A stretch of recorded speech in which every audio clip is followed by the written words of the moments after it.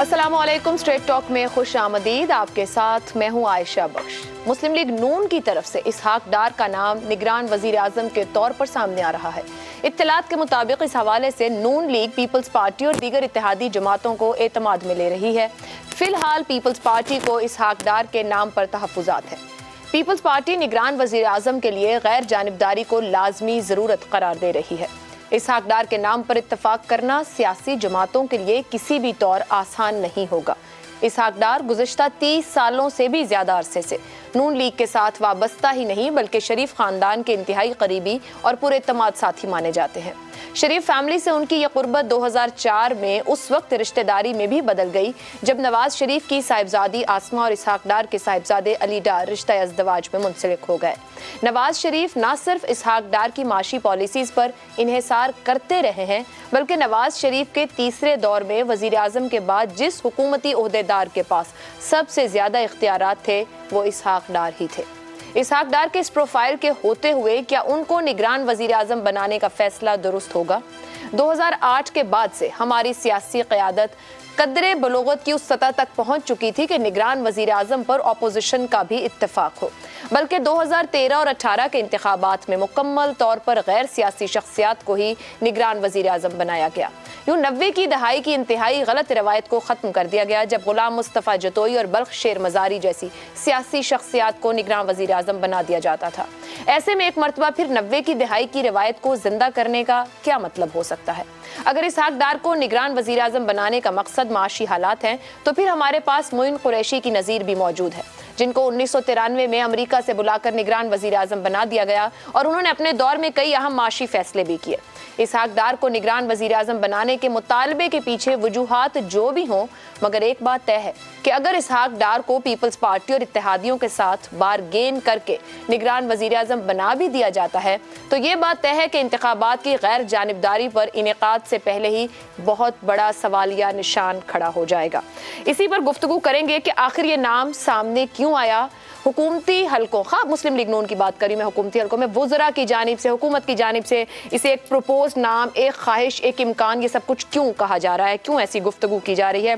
Panel में हमारे साथ हैं हसन निसार, अबसार आलम, जैगम खान और इसार राना।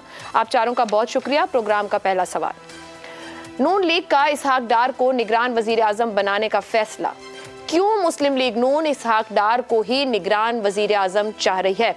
वजह क्या है? कोई तहफ़्फ़ुज़ात हैं, कोई खदशात हैं, कोई परेशानी है, कोई और नाम मौजूद नहीं है?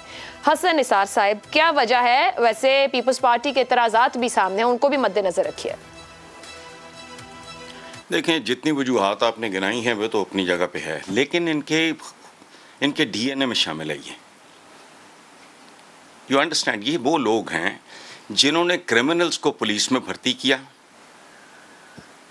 ये सिटिंग आईजी की एक की रिपोर्ट की मैं बात कर रहा हूँ, सुनी सुनाई बात नहीं कर रहा। सिटिंग आईजी अब्बास खान, ये वो लोग हैं जिन्होंने क्रिमिनल्स को पुलिस में और 60 साल के 65 साल के इन्होंने पटवारी बनाई।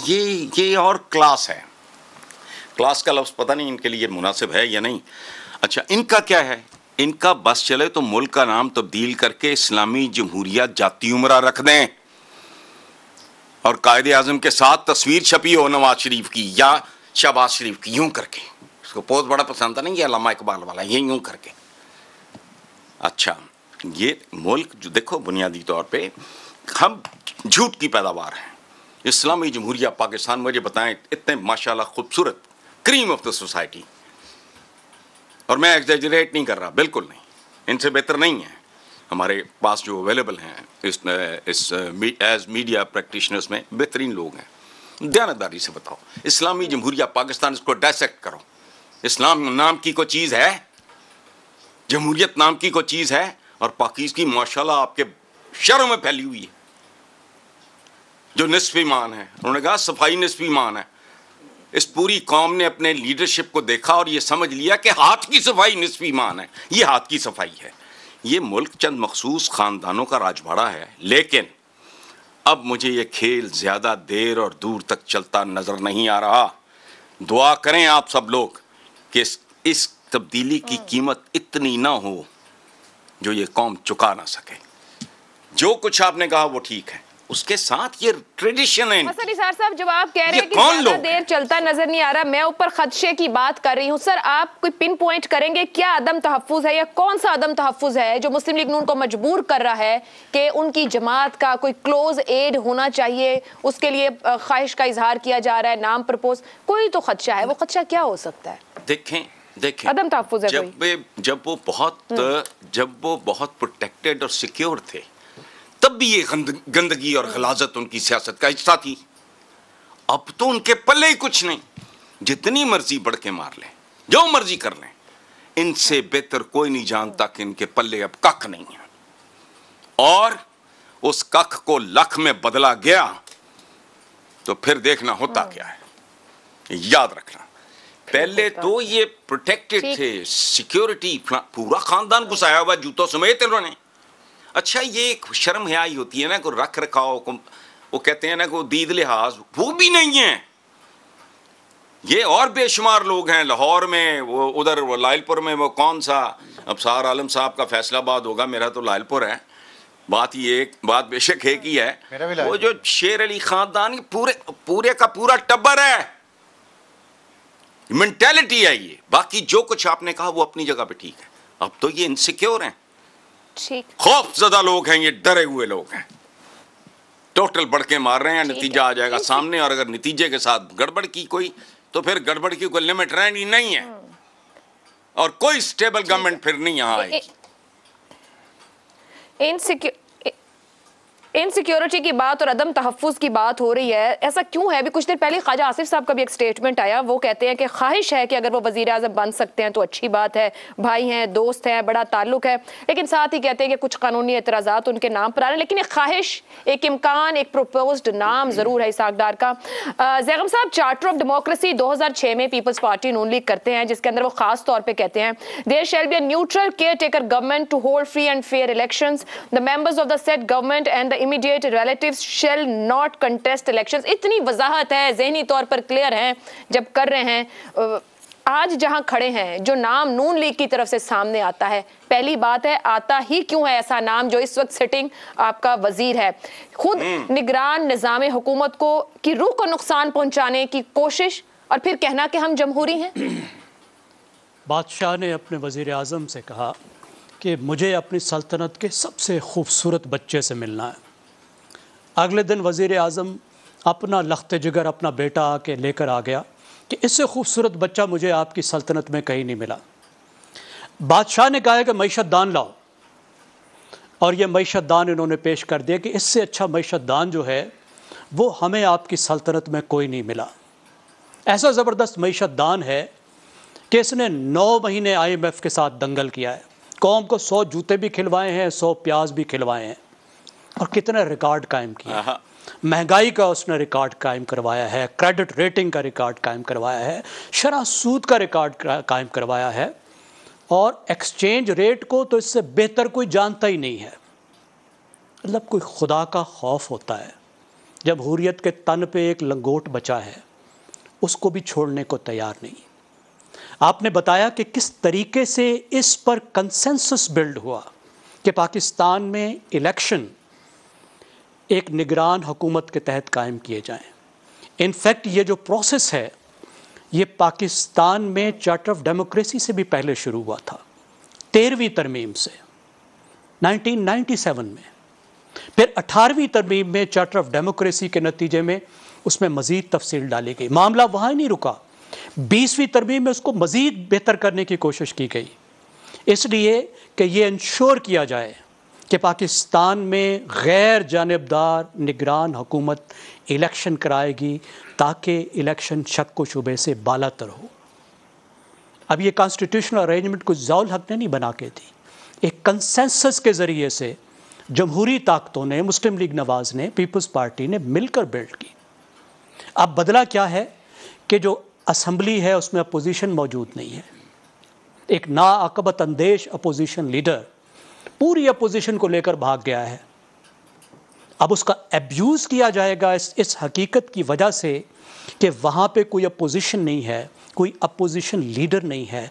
आप उस मौके का फ़ायदा उठाते हुए उस सिस्टम को अब्यूज़ करेंगे जो आपने खुद बनाया था, खुदा का शुक्र है कि पीपल्स पार्टी को कुछ अक्ल आई है। मुझे ये लगता है कि मियाँ नवाज़ शरीफ साहब जो लंदन में बैठे हैं वो इस वक्त हकीकत से बिल्कुल कट चुके हैं। पाकिस्तान के हक़ाइक़ पर उनकी इस वक्त अंडरस्टैंडिंग कोई नहीं है। उन्हें पता नहीं है पाकिस्तान में क्या हो रहा है। वो सब कुछ सुनते नहीं हैं, उन तक ठीक फीडबैक नहीं पहुंच रही। और सबसे ज़्यादा अगर वो किसी को सुनते हैं तो वो इसहाक डार हैं, जिनको उन्होंने अपना वायसराय बना के यहाँ भेजा हुआ है, जो वज़ीर आज़म की भी नहीं सुनते। He is above the prime minister. 9 महीने की तबाही के बाद पता नहीं कैसे वज़ीर आज़म को इजाज़त मिली कि वो खुद आके मुदाखलत करें, उस लेवल पे जाएं जो सेक्रेटरी का लेवल है, मिनिस्टर का भी नहीं, और ख़ुद IMF के साथ बात करें, फ़ोन पे फ़ोन खड़काएं, उनसे मीटिंग्स करें और डैमेज को कंट्रोल करें और पाकिस्तान के IMF प्रोग्राम को वापस लाएं। ये बहुत ही अफसोसनाक बात है और इन पार्टियों को अंदाज़ा होना चाहिए कि इनको जो सांस लेने की मोहलत मिली है, ये सांस की मोहलत है। इन्होंने अपने रवैये ना बदले तो लोग बहुत बदज़न हो चुके हैं और मुझे ख़तरा है कि अगले चंद साल में कोई कप्तान से भी बड़ी मुसीबत हम पे उतरेगी।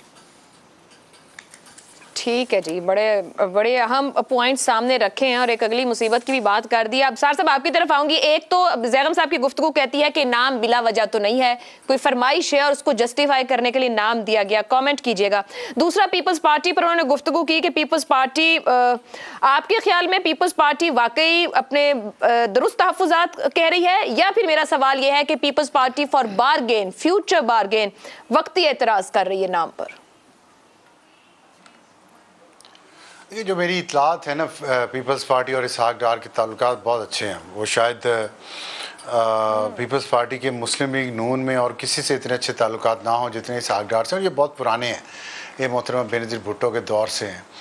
तो अगर पीपल्स पार्टी इसकी कोई मुखालफत कर रही है और वो भी ज़ाहिर है टॉप लेवल से नहीं हो रही, सेकंड ईयर से हो रही है, तो वो फ्यूचर बारगेनिंग ही है। कोई पोजीशंस होंगी, हो सकता है उन्होंने अपना केयर टेकर चीफ मिनिस्टर लाना हो किसी सूबे में, या काबीना में ज़्यादा उन्होंने अपना हिस्सा लेना हो। तो इसलिए मैं नहीं समझता कि ये कोई बहुत सीरियस रिफ्ट है पाकिस्तान मुस्लिम लीग नून और पाकिस्तान पीपल्स पार्टी में निगरान वज़ीर आज़म के नाम पर, और ना ही होगी, क्योंकि इन्होंने दोनों जमातों ने माजी से काफ़ी सीखा है और हालात को इतना गर्म नहीं करना चाहते कि जहाँ पे चीज़ें बिल्कुल पिघलना शुरू हो जाएं। दूसरी बात जो है ना, मेरे दोनों मुअज़्ज़ज़ और सीनियर जो साथी हैं उन्होंने बड़ी अच्छी बातें की हैं, लेकिन मेरा मौक़िफ़ थोड़ा मुख्तलिफ है। मेरे ख़्याल में ये निगरान हुकूमत का जो कॉन्सेप्ट है, हमें आदत है मक्खी पे मक्खी मारने की। हमने कहीं से कोई कॉपी किया है सिस्टम निज़ाम और हमने यहाँ पे ला के उसको नाफिज कर दिया है। केयर टेकर की ज़रूरत क्या है? मैं मुसलसल इसको 20-25 साल से इस सिस्टम को यहाँ पे पाँव तले रोनते देख रहा हूँ। निगरान हुकूमतें लाने का मकसद ये होता है कि इंतखाबात गैर जानिबदार, शफाफ और काबिल कबूल हों। मुझे एक इंतखाबात बता दें जब से निगरान वज़ीर आज़म आ रहे हैं, एक बता दें कि जिस पे जो काबिल कबूल हुए हों, जो शफाफ हुए हों, जिनमें धांधली ना हुई हो। तो मैं अभी उठ के यहाँ से चला जाऊँगा, कल फिर आ जाऊँगा, क्योंकि मुस्तकिल नहीं मैं बॉयकॉट करना चाहता। तो ऐसा कोई नहीं है, ऐसा नहीं है कुछ भी। तो इसलिए ये फजूल बात है कि जी वो आएगा तो वो ये हमारे अंदर की कोई कमी है। ये फजूल बात है। तो 13वीं तरमीम, 18वीं तरमीम, 20वीं तरमीम में अभी भी इलेक्शन एक्ट 17 के सेक्शन 230 में तरमीम करना चाह रहे हैं निगरान हुकूमत के दौरान इख्तियारात देने को। तो ये जो बैठे और हुकूमत चला रहे हैं, इनको नहीं समझ में आ रही कि निगरान बनाकर भी आप कौम का पैसा ज़ाया कर रहे हैं। और ये आप बिल्कुल दुरुस्त कह रहे हैं, दुनिया जहान में ऐसे इलेक्शन होते हैं कि निगरान की ज़रूरत नहीं होती। तो फिर क्या हमारे कानूनदानों को, पार्लियामेंट के अंदर बैठे पार्लियामेंटेरियंस को ये नुक्ता नहीं आज तक समझ आ सका? नहीं, उन्हें समझ आ रहा है, हो सकती है, और इसी तरह गलतियों से सीखते हैं। लेकिन जो वजह है ना समझ आने की, मुझे जो लग रहा है, हो सकता है मैं गलत हूँ, हमारे अंदर ना हर एक के अंदर एक ओहदे की भूख छुपी हुई है जो कभी ख़त्म नहीं होती। आप रिटायर्ड जजेस देख लें, रिटायर्ड जर्नल देख लें, आप 80-80 साल के सियासतदान देख लें, उनको 2 महीने 3 महीने के लिए आप वज़ीर आज़म बना दें। आप चौधरी शुजात हुसैन साहब 40 दिन के लिए वज़ीर आज़म बने थे, कितने खुश थे, बीमार थे, ठीक हो गए थे। इसी तरह वो खोसो साहब हैं, फिर नासिरुल मुल्क हैं, फिर गुलाम मुस्तफ़ा जतोई हैं, मिराज खालिद, लंबी लिस्ट है निगरान वज़ीर आज़म की। और वो आते हैं और ओहदा एंजॉय करते हैं, गाड़ी के आगे पीछे हूटर, पता नहीं, मुझे लगता है, मैं कल 2-3 दिन से ये सोच रहा हूँ कि अगर फ़र्ज़ करें मुझे निगरान वज़ीर आज़म बना दिया जाए तो मेरी अपने घर में टॉर हो जाएगी कुछ दिनों के लिए। ये मैं आपको बता रहा हूँ, वैसे नहीं है। इसके अलावा मुझे टके का फ़ायदा नहीं होगा, आने का नहीं फ़ायदा नहीं। मैं कह रहा हूँ मेरी ख्वाहिश है कि घर में टॉर हो जाए, ये ख्वाहिश है। और वो इस तरह हो सकती है कि निगरान वज़ीर आज़म आ जाए, मैं बाहर से गाड़ी शाड़ी आए ना, 2-4 अमले के लोग आगे पीछे भाग रहे हों, तो घर वाले मेरे समझेंगे शायद ये कुछ बन गया है कोई चीज़। इसके अलावा मुझे बताएं क्या है निगरान वज़ीर आज़म के पास। आप मुझे बताइए मुंतखब वज़ीर आज़म के पास क्या है जो निगरान वज़ीर आज़म के लिए इतनी दौड़ लगी हुई है। तो मेरा ख्याल ये ओहदा होना ही नहीं चाहिए। इंडिया का बहुत अच्छा निज़ाम है, इलेक्शन कमीशन के पास इख्तियारात होने चाहिए। मैं आपको बताऊं, अपना ही बंदा, घर का बंदा निगरान वजीर आजम लगाना चाह रही है, कुछ तो है सौदे में, कोई पीछे हटने को तैयार नहीं। उसका मैं आपको जवाब देता हूं। कुछ है विज़ारत उज़्मा में, कोई जमात पीछे हटने को तैयार नहीं।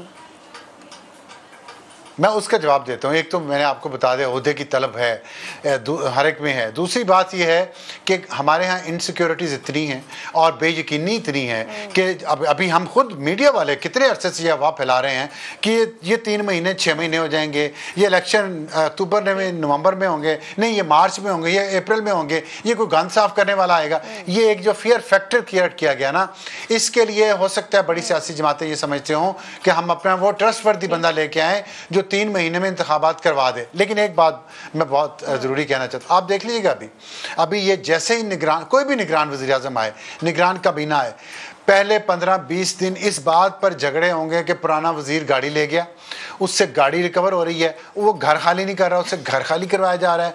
अब 3 महीने के लिए भी वज़ीर ने उस मिनिस्टर एनक्लेव के घर में दाखिल होकर अपने सारे रिश्तेदारों को बुलवा के तस्वीरें खिंचवानी है। ये सारी एक्सरसाइज होती है निगरान हुकूमतों की।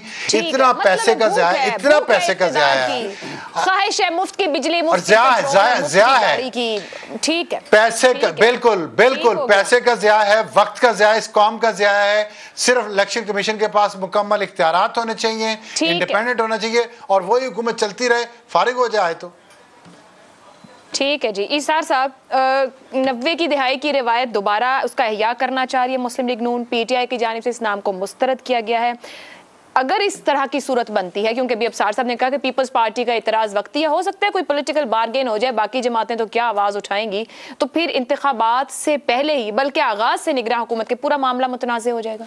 देखिए मुतनाज़ तो 14 महीने से है। अच्छा। तो किसी को क्या फ़र्क पड़ रहा है इससे? और 14 महीने से जो कुछ भी इस मुल्क के अंदर हो रहा है और गरीब अवाम के साथ जो कुछ हो रहा है, तो उससे क्या फ़र्क पड़ गया? 24 करोड़ अवाम अगर भूखे मरें, चीखें चिल्लाएं तो क्या फ़र्क पड़ता है? ये मुल्क ताकतवरों का है। और दूसरी चीज़ ये कि जो हमारे इसहाक डार साहब हैं, ये तो वैसे ही पाकिस्तान के निज़ाम के सबसे लाडले इंसान हैं। जब उनके ऊपर मुकदमा बना तो वो एक वज़ीर आज़म के तैयारे में मुल्क से फ़रार हुए थे और 4 साल अदालतों को मतलूब रहे थे और फिर 4 साल बाद वो वज़ीर आज़म के तैयारे में ही बैठ के पाकिस्तान आए थे और आते ही वज़ीर ख़जाना बन गए थे। तो इतनी बड़ी ब्लेसिंग किसी और को मिल सकती है इस मुल्क के अंदर? VIP टिकट रखते हैं कोई। हाँ जी, तो मैं समझता हूँ कि वो वज़ीर आज़म भी बन सकते हैं, मुस्तकिल वज़ीर आज़म भी बन सकते हैं और उसके बाद भी बन सकते हैं। ये तो मेरा हल्कों को भी काबिल कबूल होंगे बतौर निगरान वज़ीर, इख्तिलाफ भी रहा है गुज़श्ता दौर में। बात ये कि अगर काबिल कबूल ना होते तो मैं और आप क्यों नहीं इस मुल्क से फरार हो जाते वज़ीर आज़म के दायरे में और फिर वज़ीर आज़म के दायरे में वापस आ जाते? इसका मतलब है कि पाकिस्तान का आइन, पाकिस्तान के ताकतवर इदारे इसहाक डार को एक लाडले बच्चे के तौर पर ट्रीट करते हैं, तो उनको ये सारी प्रिविलेज हासिल है। और दूसरी चीज़ ये है कि आप इसहाक डार को वज़ीर आज़म बनाएं और खेलना तो PDM की जमातों नहीं है ना, और कौन से को बाहर से किसी को आपने कोई मौका दे देना है। तो बजाय ये कि इलेक्शन पे पैसे खर्चे, ये बैठें और बैठने के बाद ना ये आसिफ अली जरदारी चूँकि सीनियर हैं, वो सबको बिठा के कहें अकड़ बकड़ बम्बे बो और 100 में लगा धागा चोर निकल के भागा, और जिसके ऊपर उंगली आ जाए चोर निकल के भागा उसको सदर बना दें, बाकी को वज़ीर आज़म बना दें, क्योंकि ये मुल्क इनकी जागीर है ना।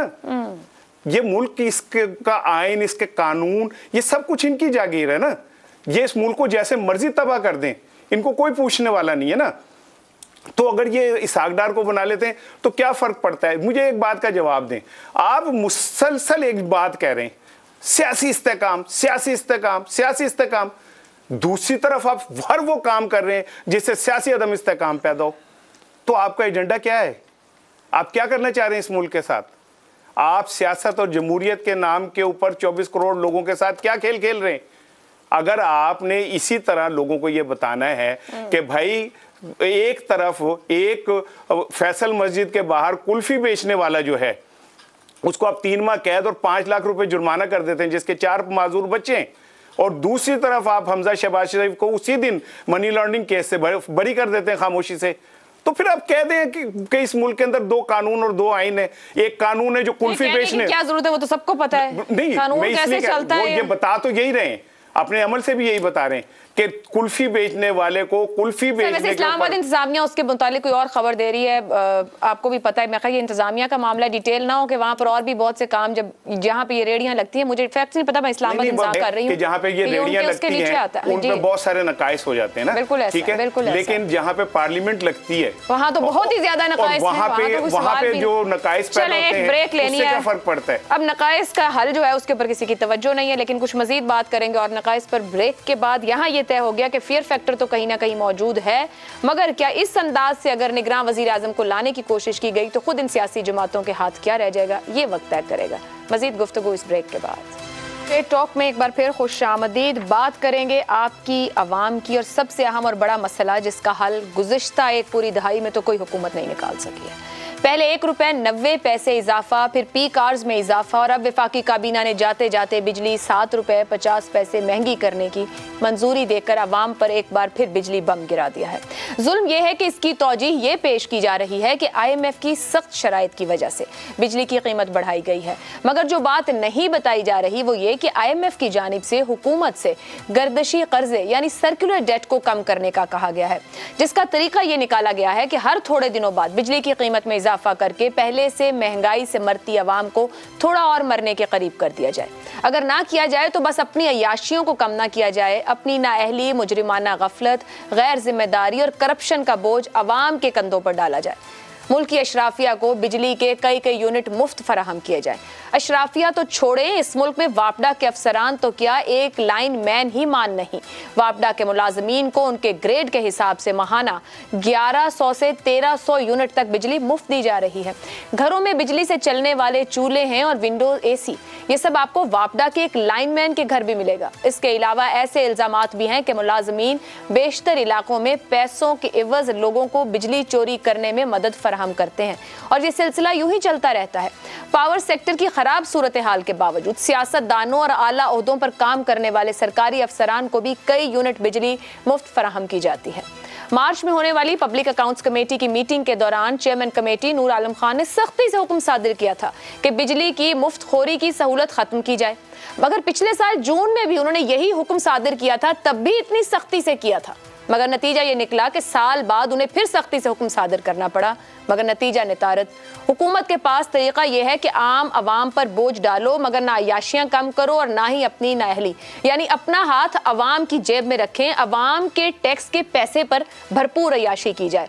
पब्लिक अकाउंट्स कमेटी के सरबराह की जानिब से कहने के बावजूद कोई इकदाम ना होना, मगर अपनी मन मर्जी की तनख्वाहें बढ़ाना और कानून साजियां करना हर हुकूमत को आसान दिखता है।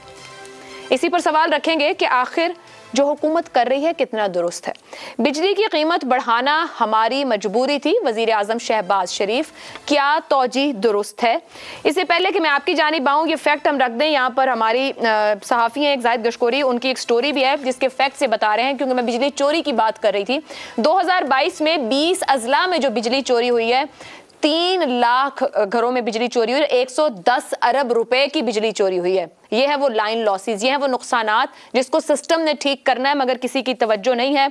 हसन साहब, ये हुकूमत आई या जब बनी तो उसी वक्त इनका ये मोटो रहा और ये बार बार बताते रहे कि सियासत इन्होंने रियासत पर कुर्बान कर दी है। सो फिर इनके लिए तो अवाम कहीं तरजीह नहीं होंगे, तो क्या वाकई ये कहते हैं बिजली की कीमत बढ़ाना मजबूरी है हुकूमत की, ये बोझ अवाम पे डालेंगे और डालते जाएंगे? हम दुरुस्त समझ लें इस तौजीह को, सही वजह बयान की जा रही है वजीर आजम की जानिब से?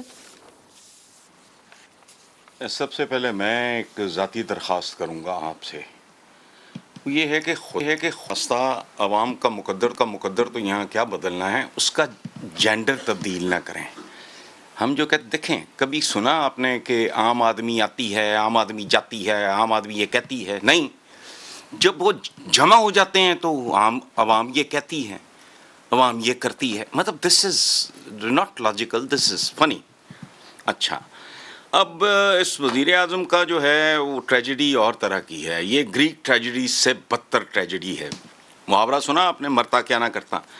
वज़ीर आज़म माजी में अपनी ही काश्त की गई कांटों की फसल काटने पे मजबूर हैं। ये फसल जो काश्त की थी उसमें कुछ पीपल्स पार्टी फलाना इनके अशरे हैं, और ये सज़ा इन्हें कुदरत की तरफ से मिल रही है जो ये अवाम की तरफ शिफ्ट कर रहे हैं। वरना ये बात मुझे बताएं, कौन बुरे से बुरा आदमी भी अगर सरबराह हो या वज़ीर आज़म हो, वो ये चाहेगा कि अवाम दिन रात सुबह दोपहर शाम उन पे तबर्रे भेजें, उनको अजीबो गरीब नामों से नवाजें और बद्दुआएं दें। लेकिन नहीं, ये जो अपना किया धरा है बेसिकली, ये वो तो अजीब फजूल है, क्योंकि ये मजबूरी उन्होंने चंद दिहाइयों में, इनके इक़्तिदार का पिछले साल जितने भी हैं, जब से ये अर्ली 80s में आए हैं, कैलकुलेट करके देख लें पीपल्स पार्टी कितनी है वो, बाकी आप जो फौजी आमरीत है उनको निकाल के बाकी टोटल देखें। ये इनका अपना किया धरा है। तो जी एब्सोल्युटली बोगस, हम्बग, इर्रेलेवेंट, फजूल। ये जैसे आबदीदा होते हैं उसी तरह की तो नहीं है इनकी। ठीक, बिल्कुल फजूल बात है। अब सार साहब, और बाकी एक आखिरी बात, आप एक मिनट, आप बिजली चोरी को रो रहे हैं। आज यहां आधा मुल्क चोरी हो गया, उसका जिक्र ही कोई नहीं करता। आधी हो गया, एक्सेप्ट कर लिया, खत्म। आधा मुल्क चोरी हो गया, बिजली चोरी। और बात सुने, ये जो मैंने आज ही किसी से बात कर रहा था, मैंने कहा ये वेपडा वालों को मुफ्त बिजली देना ऐसा ही है जैसे मैं अगर किसी सोने की कान में काम करूं, आप करें, अफसार करें, जैगम खान करें, अपना ये करें इसार राना, तो सोने में हमारा हिस्सा रख दिया जाए। ये बेशर्म, बेहया और बेगैरत लोग हैं। ये कहां लिखा है? रिकॉर्डिक में मजदूर काम करे उसका हिस्सा रख दो बीच में, ऐसा होता है? लेकिन नहीं, ये इस्लामी भी है, जमहूरिया भी है, और माशाल्लाह पाकिस्तान भी है। ये बहुत बेहुदा हरकत है, ये नीच और घटिया हरकत है। ठीक है, ठीक है। अब सार साहब, वजीर आजम की जानिब से कहा गया कि 200 यूनिट तक बिजली इस्तेमाल करने वालों पर इजाफे का बोझ नहीं पड़ेगा। कैसे कंट्रोल होगा? हमारे सामने ऐसे बिल्स हैं, किसी ने 14 यूनिट इस्तेमाल किए, 15 किए, बिल उसका हजारों में आ रहा है। यहाँ तो बंदा बिल ठीक भी नहीं करा सकता। सेनेटर आसिफ किरमानी कहते हैं हमें नुकसान होगा, कम करें। पब्लिक अकाउंट्स कमेटी के चेयरमैन 1 साल से सख्ती से कह रहे हैं कि ये ठीक किया जाए। यही जो मुफ्त में बिजली बांटी जाती है, लाइन लॉसेस को या तो बराबर बांटे, मुफ्त बिजली देनी बंद की जाए। इस पे कानून साजी नहीं हो सकती है? ये पार्लियामेंट में किसी के कान पे जूं नहीं रेंगती कि इस पे कुछ करने की जरूरत है? मुफ्त बिजली लेना छोड़ दें, सरकारी अयाशी कम कर दी जाए, गाड़ियां छोटी कर लें, बिजली के यूनिट मुफ्त ना लें। ये नहीं कोई कर सकता। बात है नीयत की, और हमारा कल्चर बदकिस्मती से ऐसा है कि हम जितने भी पेट भरे हो ना, अगर मुफ्त कोई चीज़ मिल रही हो तो हम लाइन में लग जाएंगे। ये हमारा प्रॉब्लम है। ये क्यों है? इतनी भूख सदियों की क्यों ख़त्म नहीं हो रही हमारे अंदर? इसकी मुझे तो समझ नहीं आ रही। हसन निसार साहब इस पर कोई रोशनी शायद डाल सकें तारीख के हवालों से। लेकिन ये जो है ना, भरे पेटों का भी हर वक्त भूख करना, इस वजह से हमारे यहाँ प्रॉब्लम आता है। ये पार्लियामेंट में लेजिस्लेशन की ज़रूरत नहीं है इसके लिए, हमारी गवर्नेंस का स्टाइल ही ठीक नहीं है। अब जो बिजली चोरी होने की बात है, ये बिजली चोरी दो बल्ब या एक पंखे वाला नहीं करता। आप जाके फैसलाबाद में या लालपुर में देखें कितनी फैक्ट्रियाँ जो बिजली चोरी करती हैं, कितने घर हैं जिनके घरों पे 12 AC लगे हुए हैं और बिल आता है उनका 10,000 रुपया। ये कौन लोग हैं? आप देखें, हसन निसार साहब ने मिसाल दी सोने की कान की। मुझे याद आया सोने की कान से, मैं भी काम करता था एक दफ़ा सोने की कान में, उसका नाम था मुस्लिम अखबार इस्लामाबाद में। तो वहाँ पे जब हमारी नौकरी शुरू हुई तो उसमें जो सबसे उस सोने की कान से हमें भी मिलना शुरू हुआ ना, वो 2 अखबार मुफ्त, क्योंकि मैं सब एडिटर था, अफसर था, तो पढ़ा लिखा अफसर था, तो 2 अखबार घर में फ्री आते थे। तो कुछ ना कुछ हर इंडस्ट्री में ना, अभी एयरलाइंस के लोग हैं, एमिरेट्स एयरलाइंस हैं ये, वहाँ भी लोगों को थोड़ा बहुत फ्री टिकट्स मिलते हैं। लेकिन हमारे यहाँ तो जिससे कहते हैं ना अन्नी पई है, यहाँ तो कुछ हर इंडस्ट्री से रिलेटेड कुछ ना कुछ फैसिलिटीज़ ज़रूर मिलती हैं उसके एम्प्लॉइज़ को। लेकिन मैंने आपको बताया ना, जो बिजली चोरी का असल प्रॉब्लम ये नहीं है। असल प्रॉब्लम ये है कि जिनके पेट भरे हुए हैं वो पूरा बिल नहीं देना चाहते। मैं आपको अपनी मिसाल दूँ, आप पिछले 6 साल जिस तरह मैंने गुजारा किया है, मेरे पास 4 प्लॉट से चारों मैंने बेचे बारी बारी। एक प्लॉट पे भी मुझे पूरे पैसे जो हैं वो मेरे अकाउंट में नहीं भेजे गए। मुझे थोड़े से पैसे अकाउंट में गए, बाकी उन्होंने कहा ये कैश पड़ा है, ट्रक ले आएँ या बस ले आएँ या कार ले आएँ या गाड़ ले आएँ, उठा के ले जाएं। अब मेरी वाइट मनी के प्लॉट्स घर बैठे बैठे वो ब्लैक मनी मेरे पास कैश में आ गई, मैं क्या करूँ? ये निज़ाम है। ये DC रेट्स यहाँ पे लगे हुए हैं, यहाँ पे FBI रेट्स लगे हुए हैं। आप जिसके तहत रजिस्ट्री करवा लें, उससे ज़्यादा नहीं होगी, मार्केट रेट पे नहीं होगी। जब हमारा निज़ाम खुद आपको टैक्स चोर बनाता है, जब हमारा निज़ाम मुझ पे, मैं टैक्स नेट में हूँ ना, तो मुझ पे तो टैक्स बढ़ा दिया। मैं बिजली चोरी नहीं करता तो मेरा बिल ज़्यादा आएगा। मैं आज किसी को 15-20 हज़ार रुपये दे के अपने मीटर में चिप डलवाऊँ ना, तो कल से मेरा बिल 10,000 रुपये हो जाएगा। काम ठीक हो गया। फिर आपको जितना दिल करे आप AC चलाएं, कोई पूछ नहीं। ठीक है जी, कोई नहीं पूछेगा। फिर तो मैं चला के बाहर चला जाऊं। अभी ये जो देखे ना, एक तरफ ये बिजली के बिल इतने हैं, दूसरी तरफ आपने जजों की, जर्नैलों की और तनख्वाहें बढ़ा दी हैं। पंजाब में 200 गाड़ियां ली जा रही, पता नहीं वो सही खबर है या गलत, अभी तक तरदीद तो नहीं आई। सवाल उठा, सर ब्रेक पे जाना इजाजत दीजिएगा। और इस पर सवाल उठा कि बड़ी गाड़ियों की जरूरत क्यों है, तो निगरान वजीर आला ने ये कहा कि क्या फिर हमारे अफसर उबर पे आएंगे। यही जो अफसर साहब ने बात की है कि निजाम बनाने के लिए तो हम वोट देकर भेजते हैं इन्हें, पर इनको एहसास ही नहीं है कि पार्लियामेंट में करने क्या जाते हैं। एक ब्रेक के बाद मजीद गुफ्तगू। ये कीमत बढ़ाना हमारी मजबूरी थी, वजीर आजम शहबाज शरीफ। ज़ैगम साहब, कितनी तौजीह दुरुस्त है? बिल्कुल दुरुस्त है जी। वज़ीर आज़म साहब की मजबूरी थी और हमारी मजबूरी ये है कि एक के बाद एक नालायक को बर्दाश्त करें। वज़ीर आज़म साहब ये कहते हैं कि IMF की शर्त की वजह से बढ़ानी पड़ी। देखिए, IMF की शर्त ये है कि आप कॉस्ट रिकवरी करें, मतलब जितने की बिजली बना रहे हैं उतने की बिजली बेचें, ये घाटा करना बंद करें। और आपका जो घाटा है ये 2600 अरब रुपए पर पहुंच चुका है, जिसको आप प्यार से सर्कुलर डेट का नाम देते हैं। ये घाटा है। अब 2 तरीके हैं। एक तरीका तो ये है कि आप रिफॉर्म्स करें, सिस्टम को रिफॉर्म करें। आप डिस्कोस को, यानी जो पावर डिस्ट्रीब्यूशन कंपनीज हैं, उसमें रिफॉर्म करें, लाइन लॉसेस को कम करें, बिजली की चोरी को रोकें और बिलों को वसूल करें। दूसरा तरीका यह है कि कीमत बढ़ाएं। अब कीमत भी बढ़ाते हैं और घाटा फिर भी बंद नहीं होता। गुज़श्ता साल में इसी हुकूमत ने 13 रुपये बिजली के बिल बढ़ाए हैं, उसके बावजूद 600 अरब रुपए का जो सर्कुलर डेट है, जो घाटा है, वो किया है। और दोबारा मैं आपको याद दिलाता हूँ, 600 अरब रुपए कितने होते हैं? पाकिस्तान के आला तालीम का बजट सिर्फ 100 अरब रुपए है और बिजली का 1 साल का घाटा 600 अरब रुपए है। 600। इसमें आप देखिए रिकवरी में भी इजाफा हो, रिकवरी में जो घाटा है, यानी बिल जमा करने में कास्ट रिकवरी में जो घाटा है, उसमें 55% 1 साल में इजाफा हुआ। इन एफिशिएंसी में भी इजाफा हुआ।